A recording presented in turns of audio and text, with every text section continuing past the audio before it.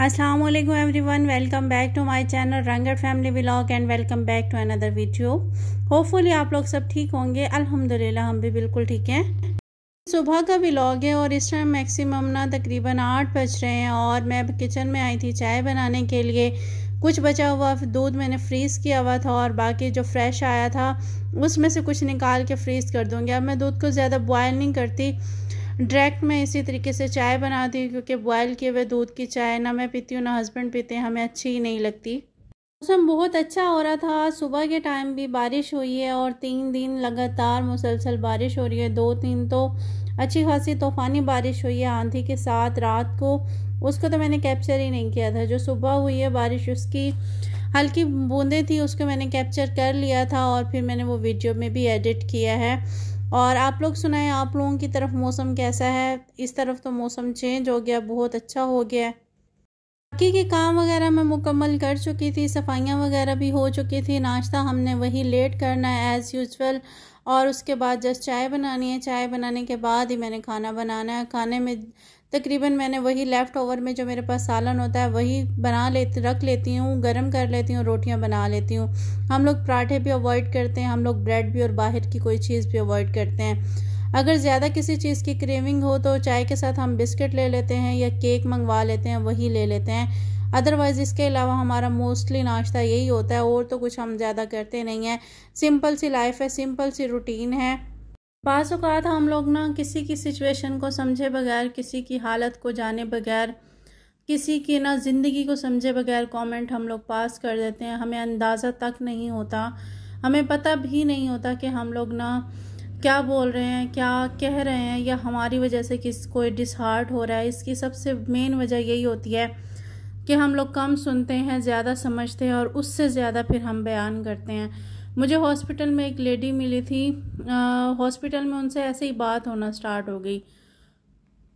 Normal उनसे बात होना स्टार्ट हुई तो नॉर्मल बात करते करते बात ना उनकी पर्सनल लाइफ पे आ गई।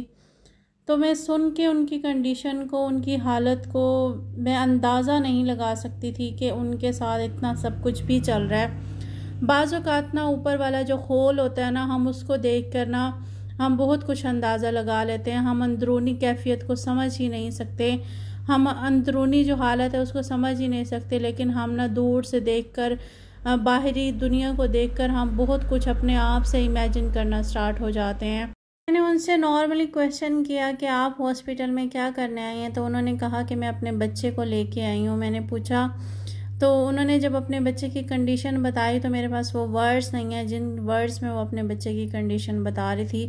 उन्होंने मुझे बोला कि 3 से 4 साल हो गए हैं मुझे हॉस्पिटल के चक्कर लगाते हुए। मेरे बच्चे की इतनी हालत ख़राब थी कि तकरीबन 6-6 महीने वो ना हॉस्पिटल में एडमिट रहा है। मेरा एक पाँव घर में होता था तो दूसरा पाँव मेरा हॉस्पिटल में होता था। मेरे बाकी बच्चे भी थे, उनको भी मैंने संभालना होता था। तो उनकी हस्बैंड की कोई गवर्नमेंट जॉब थी, उस गवर्नमेंट जॉब के ना साथ ना उनको बच्चे की बीमारी की वजह से ना उनको फैमिली मीन्स यानी कि अपार्टमेंट भी अलाउ था।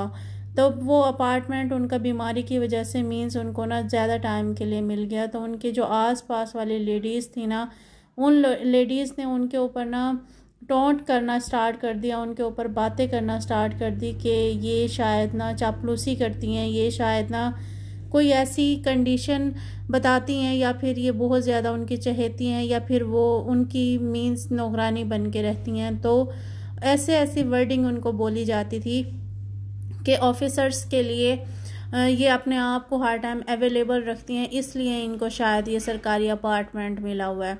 जब उन्होंने वो सारी कंडीशन बताई और वो अपने बच्चे की बीमारी को नहीं बता सकती थी, जब वो 6 महीने हॉस्पिटल में होती थी तो 6 महीने जब वो घर में होती थी उस बच्चे को उन्होंने अलहदा रूम में रखना होता था और उस रूम में सिर्फ उसकी मदर के अलावा कोई नहीं जा सकती थी। उनके बच्चे की कंडीशन इतनी ख़राब थी और उन्होंने इस चीज़ को किसी से शेयर नहीं किया था, लेकिन जो आसपास वाली थी सिर्फ उनके लिए नेगेटिव कमेंट पास कर देती थी।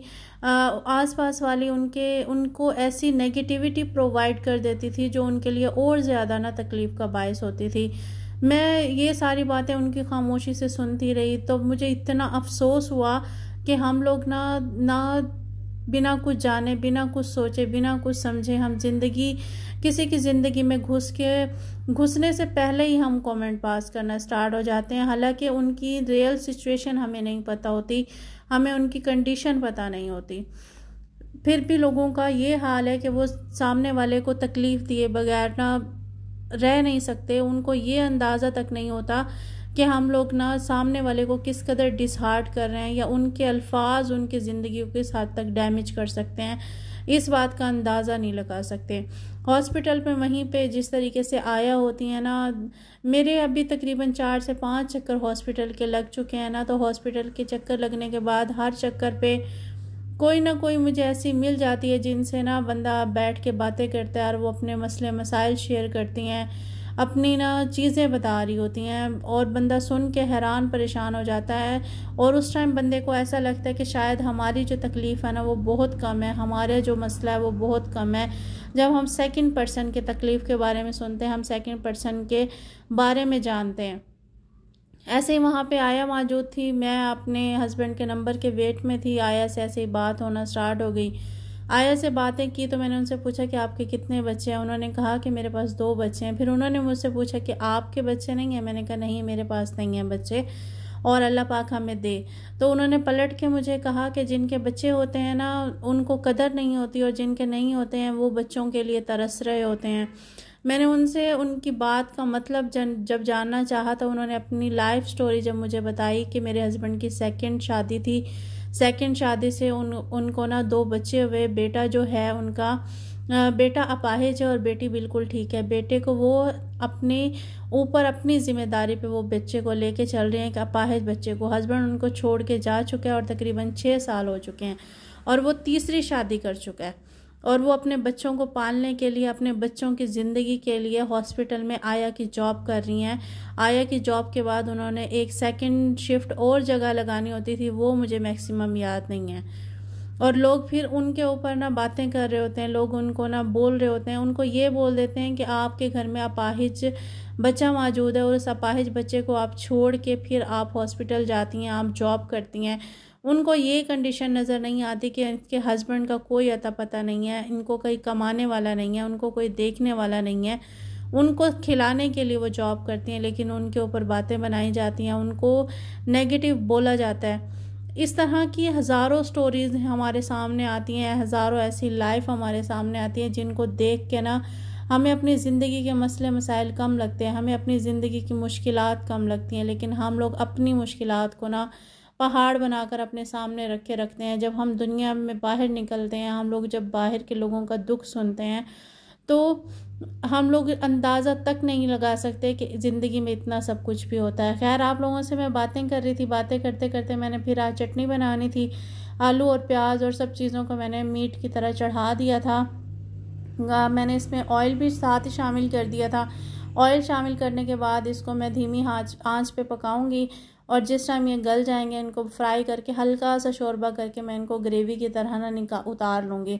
बहुत टेस्टी बनती है। जब भी मेरा मूड नहीं होता या फिर जब भी मेरा बनाने का मूड चटनी का होता है तो मैं इसी तरीके से बनाती हूँ।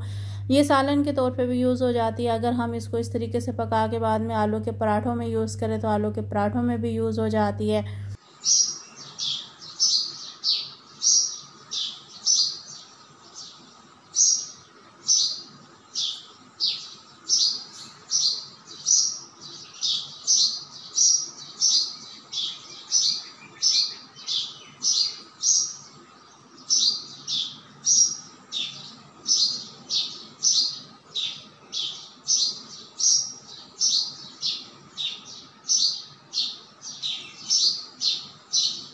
इन सब बातों से मैं आप लोगों से ये शेयर करना चाह रही थी कि ज़ुबान एक ऐसा हथियार है जो ना ऐसे ज़ख्म लगाता है जिसके ज़ख्म नज़र तो नहीं आते, लेकिन वो इतने गहरे होते हैं कि वो ज़िंदगी भर भरते नहीं हैं।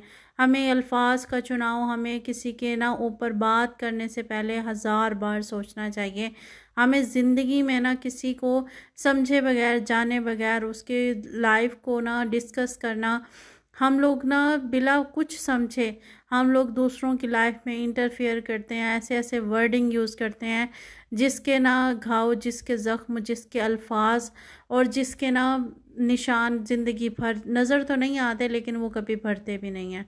हमें अल्फाज का चुनाव बहुत सोच समझ कर करना चाहिए। हमें ज़ुबान जब दी गई है तो उस ज़ुबान को हमें ख़तरनाक हथियार नहीं बनाना चाहिए, जो हथियार किसी दूसरे की ज़िंदगी को ख़राब कर दे, किसी दूसरे की ज़िंदगी में बेसुकूनी पैदा कर दे, किसी दूसरे की ज़िंदगी में ऐसे दुख की वजह बन जाए जो जिसका अजाला हम लोग कभी ना कर सकें। हमें चाहिए कि हमें दूसरों को अगर हम सुकून नहीं दे सकते तो हम किसी की तकलीफ़ की वजह भी ना बने। हम दूसरों के लिए आसानियाँ ना पैदा कर सकें तो हम किसी के लिए मुश्किलात की वजह भी ना बने। हमें सिर्फ़ अपना इतना सा रोल अदा करना चाहिए, हमें दूसरों की ज़िंदगी को आसान बनाने के लिए और अपनी ज़िंदगी को पुरसकून बनाने के लिए, अपनी दुनिया और आखिरत दोनों को बेहतर बनाने के लिए दूसरों की ज़िंदगी में जहर घोलने से बेहतर है, दूसरे की ज़िंदगी में ना मिठास नहीं भर सकते तो जहर भी मत घोलें।